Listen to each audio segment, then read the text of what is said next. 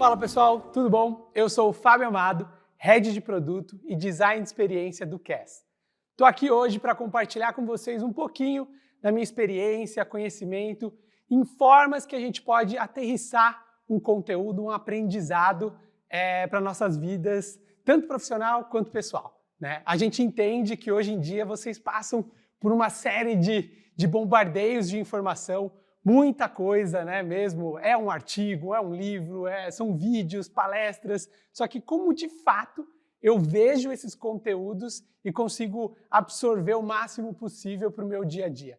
É exatamente isso que eu vou tratar nesse vídeo. Não tem como eu falar sobre absorção de conteúdo sem eu falar sobre as pirâmides ou cones de aprendizado. Esse é um conceito que foi bastante estudado nos anos 60, nos anos 70. Na verdade, tem uma grande variedade de cones e pirâmides de aprendizados em si, né? Mas as duas mais conhecidas foram desenvolvidas, uma por um americano educador Edgar Dale, né? E a outra foi estruturada aí pelo psiquiatra também americano William Glasser. Basicamente, independente de quem inventou, quem desenvolveu, o que elas trazem para a gente de padrão e comum, e é interessante a gente entender, são as formas de como a gente interage com o conteúdo. Basicamente, eu interagindo com o conteúdo de forma passiva, quando eu recebo informação, o meu nível de aprendizado ele é um pouco menor.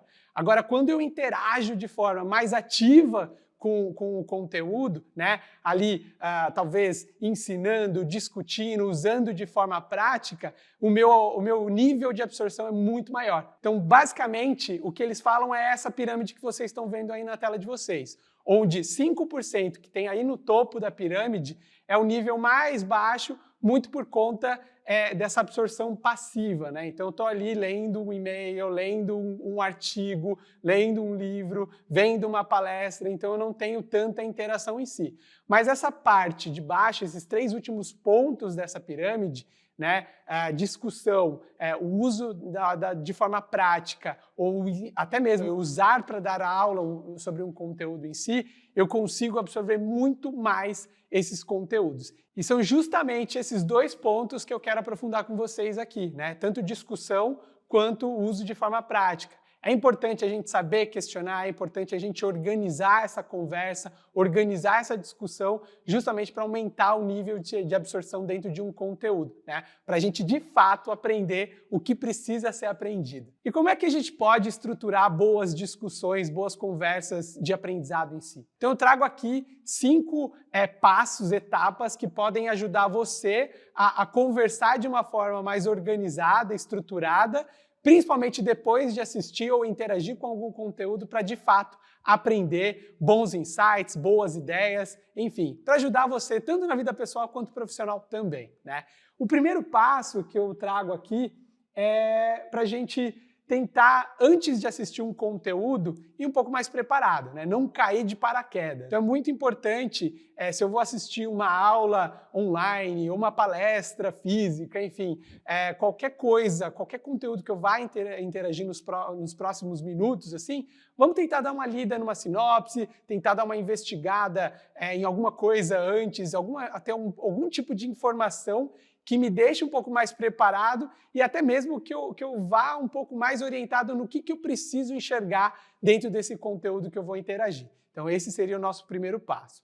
O segundo passo é não confiar na memória e anotar tudo, né? Aquela síndrome da Dory do Procurando Nemo, sabe?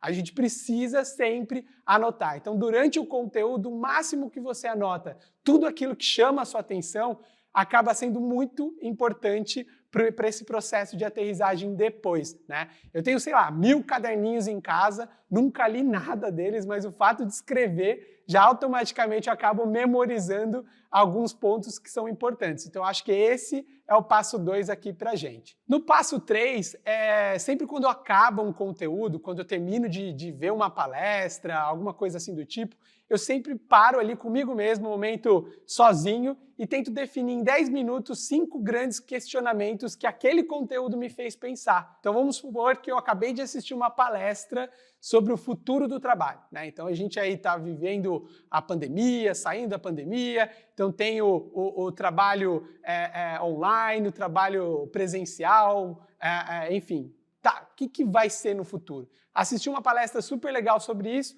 Quais foram os 5 principais questionamentos que essa palestra me fez pensar? Então esse é o ponto onde a gente começa já a entender que perguntas são importantes para eu colocar dentro de uma discussão com outras pessoas que viram aquele mesmo conteúdo para a gente conseguir sair com uma boa troca, né?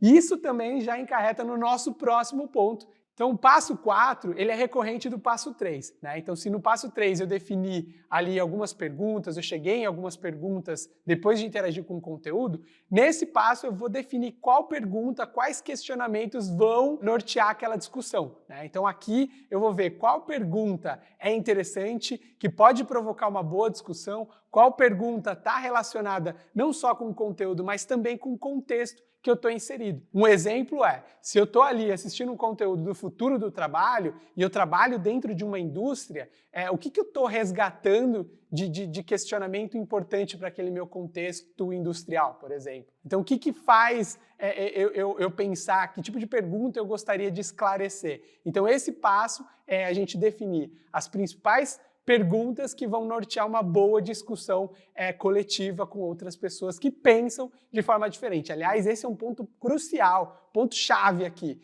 Pessoas de diferentes visões, diferentes contextos, sempre geram boas discussões. Então, acho que isso é um ponto bem importante para a gente levar daqui para frente também. E como último passo, nosso passo 5 aqui é para a gente entender qual estrutura visual eu consigo organizar melhor essa conversa. Quando eu falo de estrutura visual, eu estou falando de framework. Então, como vocês podem ver na tela aí, frameworks são basicamente essas estruturas, campos aí visuais que eu preciso preencher com dados, com informação em si. Então, cada um desses campos tem um tipo de pergunta, tem um questionamento, tem uma organização intencional, justamente para a gente conseguir olhar melhor o resultado e conseguir tomar conclusões, tirar conclusões dessa conversa de uma forma mais fácil e organizada. Então, organizar com uma estrutura, né, um framework como esse, é importante também, não só para a gente ditar aí o começo, meio e fim dessa conversa, mas também para a gente, principalmente, conseguir chegar numa conclusão, né? O que eu estou lendo nessas informações que a gente mapeou, né? Então isso é muito importante. Um exemplo, aliás, eu trouxe 2 exemplos aqui para vocês. O primeiro exemplo é o mapa de visões, né? O mapa de visão é uma ferramenta que eu uso sempre depois de assistir algum conteúdo, com grupos de 3 a 4 pessoas, mais ou menos, pode ser até um pouco mais, não tem problema, onde eu tenho esse framework que vocês estão enxergando aí, onde eu tenho uma pergunta central que está em laranja, que é basicamente aqui no nosso exemplo. Então, quais são os desafios do trabalho remoto? Essa é a pergunta. Cada uma desses pontos em preto que vocês estão observando é uma das visões que eu quero trazer para esse questionamento. Então, eu estou trazendo aqui a visão tecnológica, a visão das pessoas, a visão de processos. Então, quais são os desafios do trabalho remoto relacionados à tecnologia, né? Quais são os desafios do trabalho remoto relacionado a pessoas, né? Então, a ideia aqui é a gente levantar desafios, de uma forma geral, correlacionados com o conteúdo, com o tema do conteúdo e com o contexto da empresa, né? Que nem eu comentei anteriormente. E aí a gente vai preenchendo esse mapa visual. E aí tudo que a gente coloca perto do centro quer dizer que é um desafio que é muito impactante, é muito importante a gente resolver o quanto antes. E aquilo que fica mais afastado talvez seja um desafio que a gente não tenha tanta importância, não é uma coisa urgente para a gente tratar agora. Então, esse é um exemplo para vocês entenderem o quanto o framework ajuda a gente a organizar a conversa, organizar as questões e principalmente saber escrever aquilo que é o resultado final, para a gente conseguir tirar as nossas próprias conclusões, ideias e uma série de outras coisas, benefícios para a gente absorver um tema com mais clareza. Outra ferramenta que eu acho muito interessante compartilhar aqui seria a matriz CSD, ou seja, quais são as certezas, suposições e dúvidas que eu tenho do trabalho remoto, como exemplo, né? Então aqui é uma diferente estrutura de framework, que são 3 colunas, onde eu vou preenchendo essas colunas de acordo com o que a gente vai absorvendo daquele conteúdo que a gente interagiu. Então, se eu vi a palestra do futuro do trabalho, quais certezas aquela palestra me fez pensar dentro do meu contexto? Quais são as suposições e dúvidas que eu tenho em relação ao trabalho remoto, trabalho híbrido no futuro da nossa empresa? Então, a ideia aqui é discutir e preenchendo esse caminho para a gente conseguir organizar e tirar outras conclusões em si. Então, o que eu conversei aqui com vocês basicamente foi que conteúdos onde a gente interage de uma forma mais ativa, a gente tem um poder de absorção muito maior do que só receber informação de forma passiva, né? Então isso é muito importante, interagir através da discussão ou até mesmo botando em prática para a gente ter o maior nível de absorção de um conteúdo, de um aprendizado em si, né? E um outro ponto que eu trouxe foram 5 passos que ajudam a gente aí a organizar basicamente uma boa conversa, uma boa discussão em cima de uma boa pergunta, baseada não só no tema que a gente assistiu, mas também no contexto que a empresa está inserida, né? Isso que faz a gente traduzir aquele insight, aquela ideia para o nosso contexto real, né? Para o nosso dia a dia real, para a rotina tanto da vida pessoal quanto de vida profissional de cada um de vocês. O ponto aqui que vocês não podem se apegar tanto são essas 2 ferramentas que eu trouxe, tá? Elas são só um jeito, um gatilho aí para vocês buscarem novas informações, novos frameworks, criarem as próprias ferramentas de vocês de discussão, justamente para organizar de uma forma mais adaptada, né? Para mim, acho que um mantra que acaba sendo muito interessante é: resultados diferentes necessitam abordagens diferentes. Então, se eu quero concluir coisas novas, boas ideias, eu preciso pensar, ou melhor, eu preciso repensar a forma com que eu questiono elas, né? Então, acho que essa é a grande chave desse conteúdo para vocês, pessoal. Valeu, muito obrigado e até a próxima.